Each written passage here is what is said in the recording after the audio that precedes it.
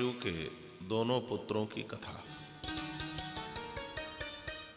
कुमार कार्तिकेय प्रकट हुए जो भगवान शिव के तेज से, और गणेश जी प्रकट हुए भगवती पार्वती के द्वारा। एक पुत्र पिता से प्रकट हुए और एक पुत्र मां से प्रकट हुए। एक बात कहूं, भगवान श्री राम की कथा और भगवान श्री कृष्ण की कथा परम पवित्र कथा है, और भगवान शिव की कथा परम विचित्र कथा है। लेकिन इन समस्त विचित्रताओं में एक जो पवित्रता प्रकट होती है वही शिव कथा का वैशिष्ट्य है। श्री गणेश जी प्रथम पूज्य बने, और श्री गणेश जी के चरित्र से और कार्तिकेय के चरित्र से दो बातें हम लोगों ने सीखी। कार्तिकेय के जीवन में प्रबल पुरुषार्थ है। हम पुरुषार्थ से दुर्गुणों का नाश तो कर सकते हैं, लेकिन किसी के हृदय को नहीं जीत सकते। व्यक्ति पर जीत की अपेक्षा व्यक्ति के हृदय को जीतना ज्यादा महत्वपूर्ण है।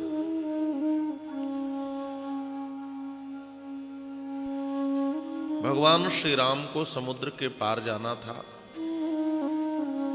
भगवान श्री राम ने अपने भाई से भी पूछा और शत्रु के भाई से भी पूछा क्या करना चाहिए।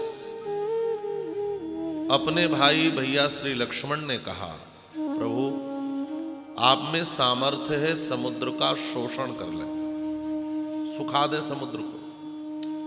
लेकिन शत्रु के भाई विभीषण ने कहा, समुद्र से प्रार्थना करें। भगवान श्री राम ने अपने भाई की बात नहीं मानी, शत्रु के भाई की बात मानी।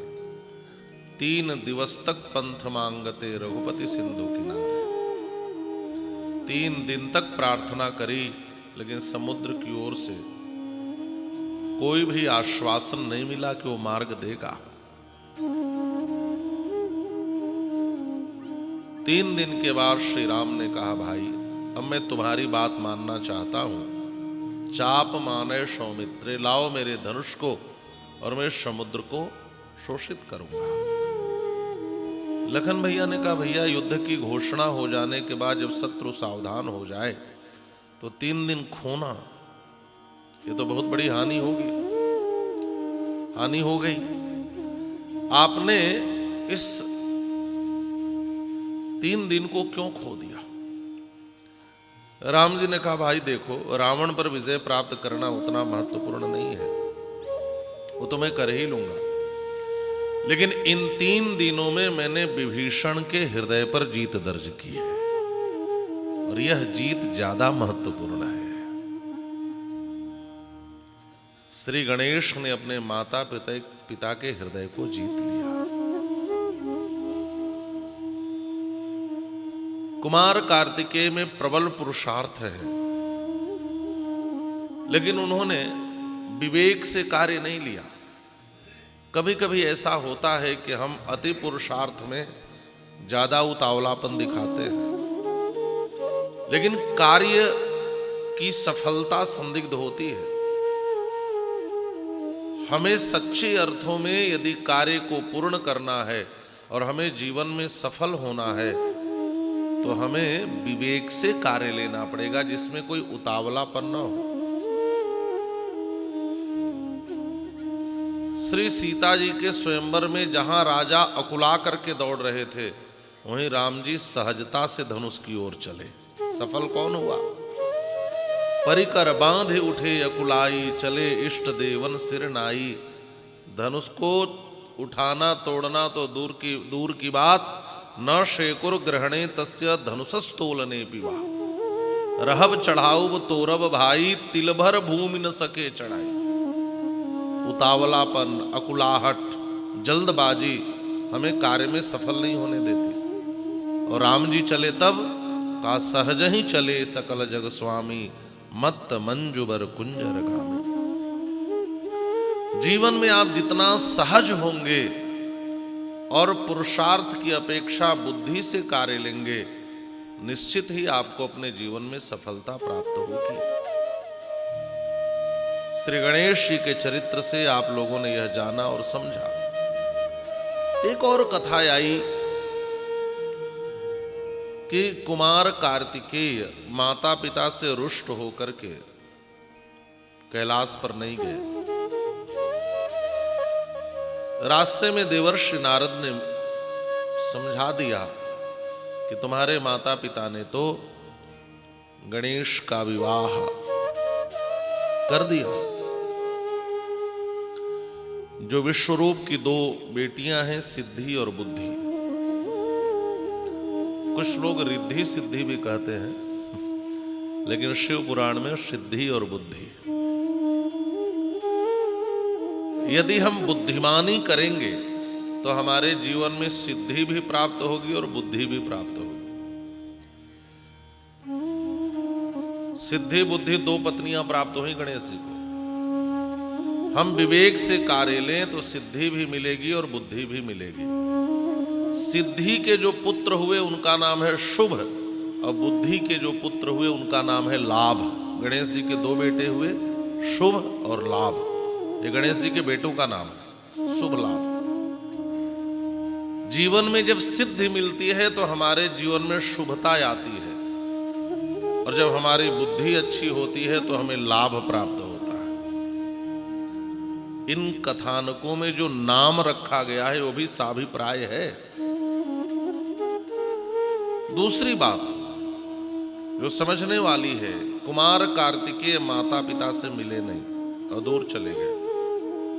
अक्सर समाज में भी ऐसा देखा जाता है कि बच्चे कभी कभी माता पिता की बात बिना सुने समझे और अपने माता पिता के प्रति गलत अवधारणा पाल लेते हैं। मेरा पूर्ण विश्वास यह कहता है कि यदि कुमार कार्तिकेय मिलते अपने माता पिता से तो भगवान शिव उनको समझा सकते थे कि किन परिस्थितियों में, किन तर्कों के आधार पर, किन शास्त्रों के प्रमाण के आधार पर हमें गणेश का विवाह करना पड़ा। लेकिन कुमार कार्तिकेय ने मिलना उचित नहीं समझा और दूर चले गए। क्रौंच पर्वत पर जाकर के रहने लगे दक्षिण भारत में। अक्सर समाज में ऐसा देखा जाता है कि बेटे को कोई तीसरा व्यक्ति को समझा दे तो वह उसको ज्यादा मानता है, वह अपने माता पिता को ठीक से समझने का प्रयास नहीं करता। और अक्सर घरों में, परिवार में ऐसा बिखराव देखने को मिलता है। भारतीय सामाजिक चिंतन जो है, भारतीय शास्त्रीय चिंतन जो है, वो हमें परिवार में एकत्र होकर रहना सिखाता है। भगवान श्री राम परिवार से अलग होकर के वन को नहीं गए, भगवान श्री राम अपने परिवार के लिए वन को गए। भारतीय सामाजिक दर्शन हमें परिवार में रहने को प्रेरित करता है। यदि परिवार का बिखराव होता है तो जीवन बिखर जाता है। भारत में जो जीवन का दर्शन है वह कहता है कि तुम एकजुट होकर, एकत्र होकर परिवार में रहना सीखो। भगवान श्री राम का संपूर्ण जीवन परिवारवाद का पोषक है। ऐसे भी समझाया जाता है कि एक लकड़ी आप तोड़ सकते हैं, लेकिन लकड़ियों का गट्ठर हो तो कोई तोड़ सकता है क्या? एक अंगुली कोई पकड़ के तोड़ सकता है, लेकिन जब हम मुट्ठी बना लें तो फिर तो कठिनाई होगी। जब हम आपस में बिखरते हैं तो हम टूटते हैं, लेकिन जब हम एकत्रित होकर परिवार में रहते हैं, समाज में रहते हैं, तो हम मजबूत होकर के रहते हैं। ये कथाएं हमें सिखाती हैं कि हमें कैसे एक होकर के रहना चाहिए। आज घर टूट रहे हैं, आज परिवार टूट रहा है। एक बात और है, विचारों में वैषम्य हो सकता है, मान्यताएं अलग हो सकती हैं, विचारों में चीजों की स्वीकृति अलग अलग हो सकती है, लेकिन भगवान शिव के परिवार को हम देखें तो यहां बहुत विषमता है। भगवान शिव का वाहन है वृषभ, बैल, और भगवती पार्वती का वाहन है सिंह। दुर्गा जी सिंह वाहिनी है। अब आप विचार करो, सिंह को बैल को खाने में कितना समय लगेगा? ये तो विपरीतता है, तो वैषम्यता है। कार्तिकेय का वाहन है मोर, और भगवान शिव के गले में रहता है सर्प। मोर सर्प को खा जाता है। और विचार करके देखें, गणेश जी का वाहन है मूषक, और मूष को, चूहे को सर्प खा जाता है। इतनी विषमता परिवार में है, लेकिन ये सब एक साथ रहते हैं। संकेत क्या है? हम चाहे जितनी वैषम्यता को विचारों में अपना कर रहे हों, लेकिन हम परिवार में एक रूप में रह सकते हैं, तो वही परिवार सुंदर दिखाई देता है। और आप शिव परिवार का चित्र भी देखें तो आप यह पाएंगे कि इतनी विषमताओं के साथ भी भगवान शिव का सारा परिवार एकत्रित रहता है और एक जगह रहता है। एक साथ रहने में ही हमारी श्रेष्ठता है। और केवल यह बात परिवार तक ही हम सीमित न रखें, हम इसको समष्टिगत रूप में विचार कर सकते हैं। जब हम समाज के लोग एक बन के रहते हैं, जब हम सारे हिंदू एक बन करके रहते हैं, तो 500 वर्षों के बाद भी हम भगवान श्री राम की जन्मभूमि पर मंदिर बना सकते हैं। यह बड़ा संकेत और संदेश है। जब हम सारे राष्ट्र के लोग, जब हम सारे धर्मावलंबी एक बन करके रहें, तभी हम मजबूत होकर के रह सकते हैं। हमारा बिखराव हमें कमजोर करता है।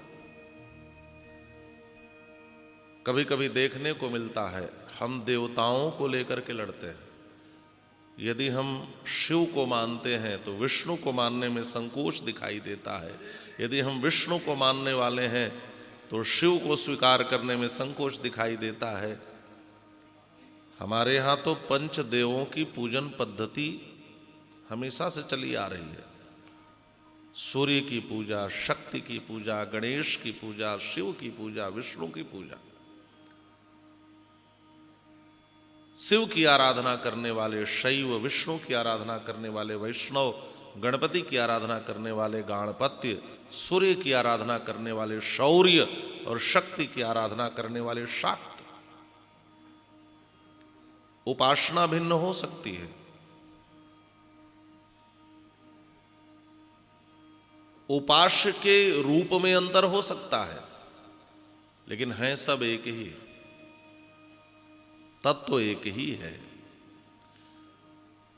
संप्रदाय विलग हो सकता है, पद्धति विलग हो सकती है, लेकिन सब एक है। सनातन धर्म का सबसे मूल ग्रंथ है, वह है वेद। और वैदिक सिद्धांत को मानने वाले, सनातन धर्म को मानने वाले सबको एक बन करके ही रहना चाहिए। उपासना की भिन्नता को लेकर के, संप्रदाय की कुछ मान्यताओं को लेकर के हम जब बिखरते हैं, तो इससे वैदिक धर्म कमजोर होता है और सनातन धर्म कमजोर होता है। ये सारे ग्रंथ, ये सारी कथाएं हमें एकत्र होकर के रहने के लिए प्रेरित करती है और बताती है कि हम मजबूत परिवार में रहते हैं, मजबूत ऐसी संस्थाओं में रहते हैं, मजबूत समाज के एकत्रीकरण में होकर रहने में, मजबूती समाज के एकत्रीभूत होकर रहने में है, मजबूती सारे राष्ट्र के लोग जब एक बनकर रहें, तभी हम मजबूत रहते हैं।